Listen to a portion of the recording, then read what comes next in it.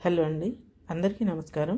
ఈరోజు నేను వినిపించబోయే కథ సేద తీరిన మనసు. కథ రచయిత్రి శ్రీ యశోద కైలాస్ పులుగుర్త గారు. నేను సునీత. Welcome to Telugu Kathalokam. హడావుడిగా ఆఫీస్ మెట్లెక్కి లోపలికి అడుగు పెడుతూ పక్క కేబిన్లోకి తొంగి చూశాను. తన్మయ్య అప్పటికే వచ్చి దీక్షగా పేపర్ చూస్తోంది. మనసు అసూయతో రగిలింది. అసలు తన్మయ్య అంటే నాకు ఇష్టం లేకపోవటానికి ఉండే 1,00,000 కారణాల్లో ఇదే అన్నిటికంటే ముఖ్యమైనదేమో. ఎట్టి పరిస్థితుల్లోనూ ఆఫీసుకి 9 గంటలకల్లా రావటమే కాదు, రాగానే కబుర్లు కాఫీలతో ఏమాత్రం టైం వేస్ట్ చేయకుండా పనిలో పడుతుంది. Economics times, times of India, Hindu news పేపర్లలో బిజినెస్కి సంబంధించిన టెండర్ నోటిఫికేషన్స్ ఏమైనా ఉన్నాయేమోనని చెక్ చేసుకుంటుంది.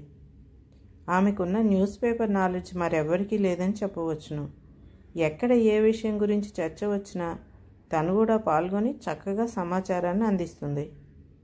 మనకంటే తెలివి తక్కువ వాళ్ళని, నీచులని క్షమించి స్నేహం చేయగలుగుతాం, కానీ మనకంటే తెలివైన వాళ్ళని, మనకంటే సిన్సియర్గా కష్టపడి పనిచేసే వాళ్ళని ప్రేమించగలగటం, స్నేహం చేయటం అంత తేలికైన విషయం కాదు. మరి అందుకే తన్మయ్య అంటే ఒక రకమైన అసహనం నాకు. ఈ విషయంలో నా ఆలోచన, నా ఊహలు తప్పు అని అనుకోకుండా నేను కరెక్ట్గానే ఆలోచిస్తున్నాను అనుకుంటూ నన్ను నేను సమర్థించుకుంటూ ఉంటానన్నమాట. అసలు ఆ మాటకొస్తే ఆమె పేరు దగ్గర నుంచే తనంటే నాకు ఇష్టం ఉండదు. తన్మయి ఎంత అందమైన పేరు!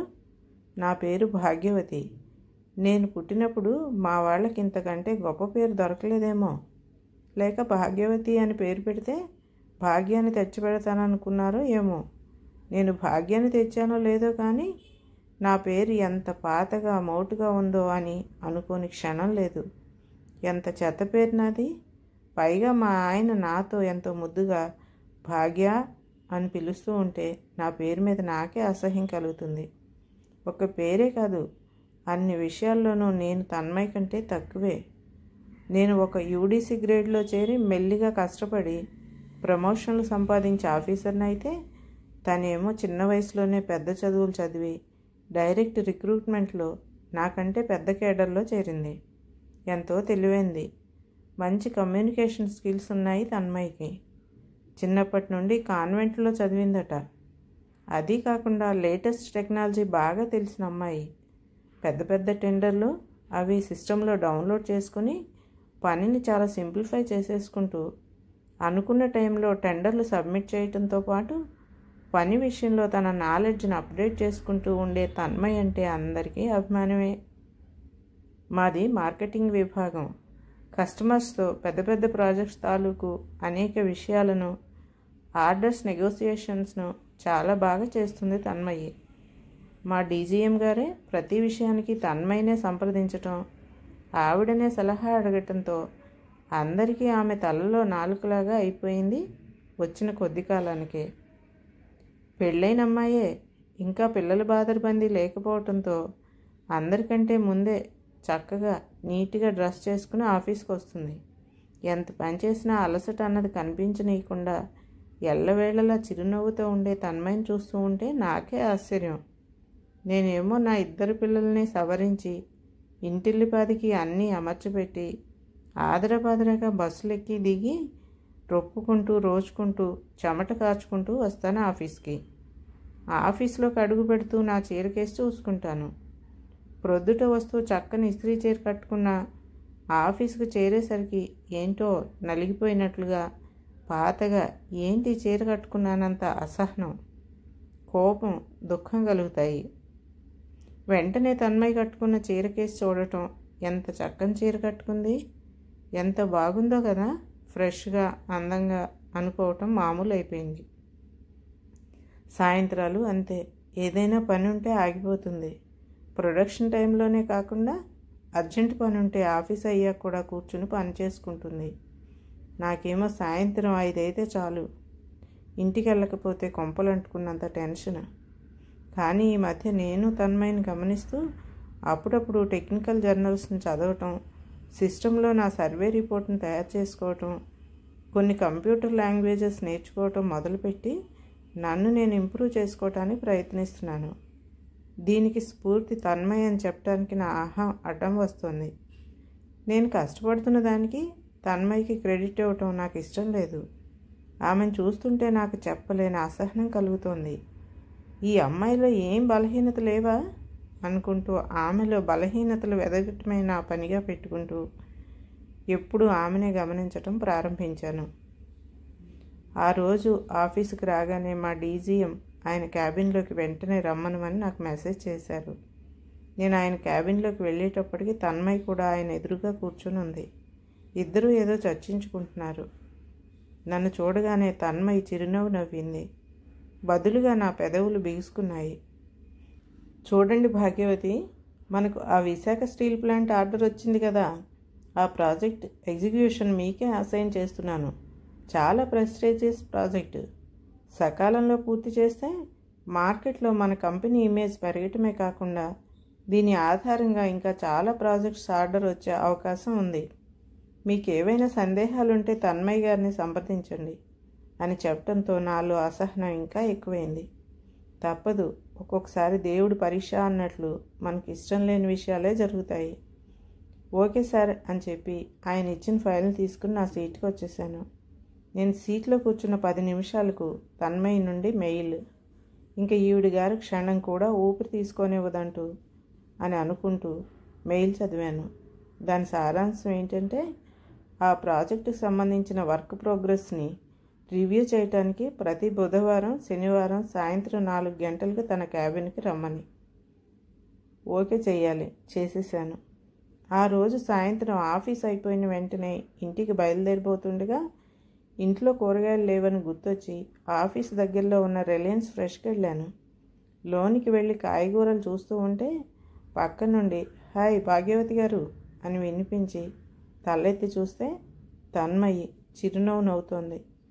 అమ్మా తల్లి, ఇక్కడ కూడా నువ్వేనా అని మనసులో అనుకుంటూ పైకి చిరునవ్వు నవ్వాను.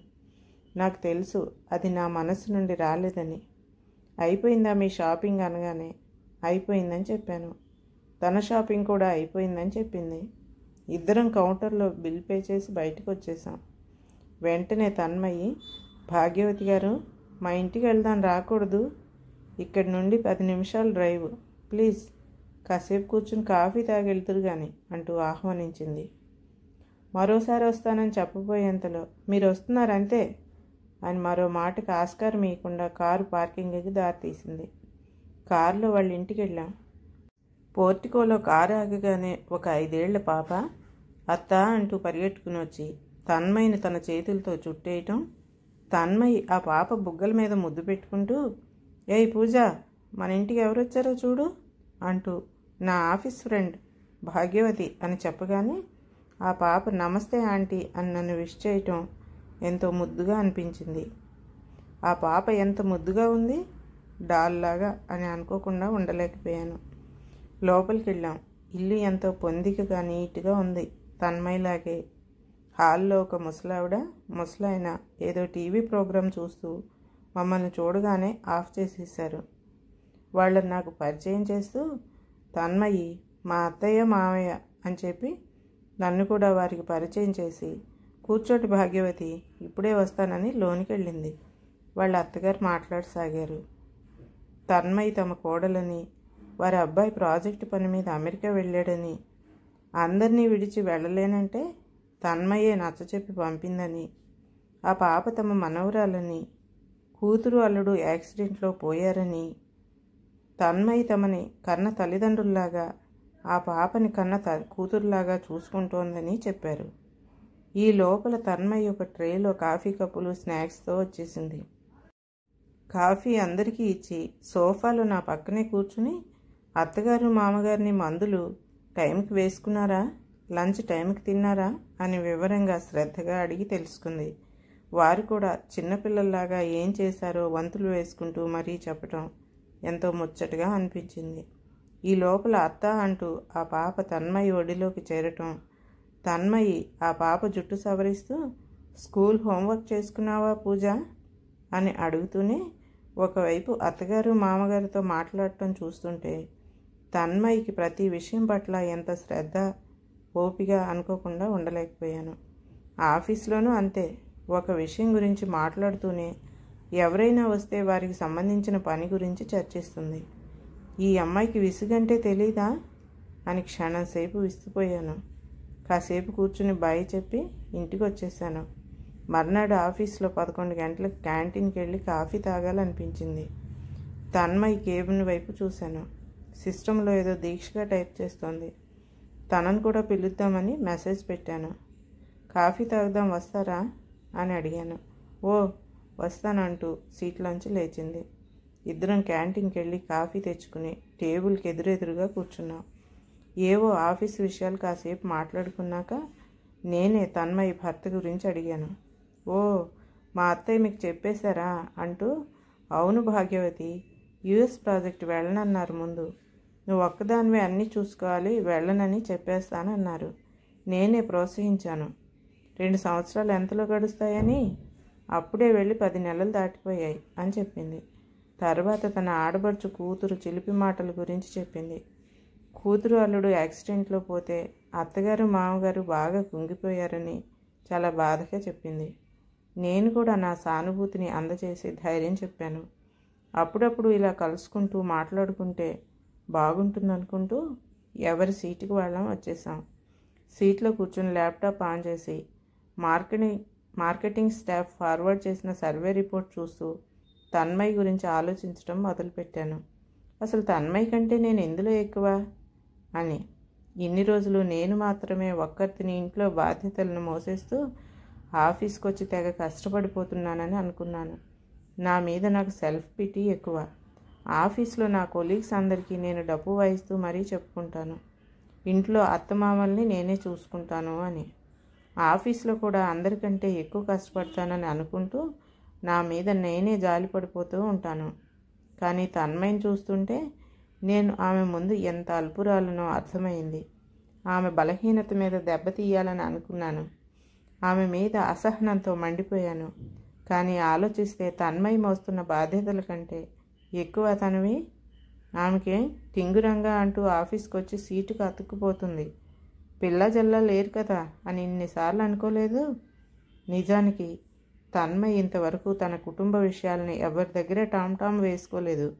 ఎన్ని బాధ్యతలను మోస్తున్నా వాటి తాలూకు అలసట విసుగు ఆమె ముఖంలో ఎప్పుడూ చూడలేదు. నేను అడిగే అంతవరకు బయట పెట్టిన చక్కని సంస్కారం. Hats off Tanmayi. నేనే ఆమె స్థానంలో ఉంటే ఈ పాటికి డబ్బు వేసుకుని అందరికీ చాటింపు వేస్తూ వాళ్ళ సానుభూతిని ఆశిస్తూ, oh god Tanmayi, you are really great, నేనే నీ గురించి ఇంతవరకు చాలా సంకుచితంగా ఆలోచించాను అనుకునేసరికి మానసికంగా ఒక గొప్ప రిలీఫ్. ఆమె పట్ల కరడుగట్టేసిన అసహనం కొద్ది కొద్దిగా కరిగిపోతున్న అనుభూతి, దాని స్థానంలో ఆమె పట్ల అభిమానం, గౌరవం కలగసాగాయి. నా ఆలోచన దృక్పథంలో వచ్చిన పరిణతి నా మనసును సేద తీర్చటమే కాకుండా నా మీద నాకు ఇష్టం కలిగేలా చేసింది. కథ సమాప్తం. ఈ కథ కనుక మీకు నచ్చినట్లయితే లైక్ చేయండి, షేర్ చేయండి, మరియు సబ్స్క్రైబ్ కూడా చేయండి.